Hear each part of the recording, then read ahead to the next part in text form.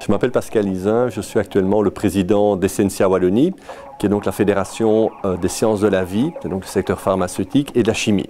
Mais je suis aussi directeur des affaires gouvernementales et publiques de GSK Vaccines, qui est une des entreprises phares de ce secteur basé en Wallonie.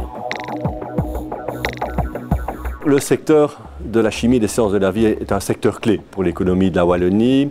Il représente 25 000 emplois directs, à peu près 50 000 emplois indirects rien que dans notre région. Mais c'est surtout un secteur très innovant. Et qui dit innovation dit aussi de gros investissements. On parle en l'occurrence d'1,5 milliard d'investissements chaque année dans notre secteur. Nous exportons annuellement environ 15 milliards d'euros, ce qui représente à peu près 40% de l'ensemble des exportations de la Wallonie.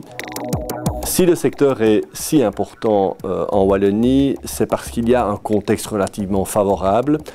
La première raison, c'est essentiellement un réseau académique dense. Je vois aussi d'autres raisons. D'abord, la situation logistique de la Wallonie, c'est-à-dire le centre de l'Europe, avec un réseau routier, mais aussi des aéroports particulièrement performants pour le fret. Je pense aussi à la qualité de la vie. Ça peut paraître étonnant, mais quand vous devez attirer des candidats venant du monde entier, les attirer dans un pays où il y a une qualité de vie de très haut niveau, eh bien c'est un atout particulier. Il faut bien le reconnaître aussi, un environnement fiscal qui est particulièrement favorable.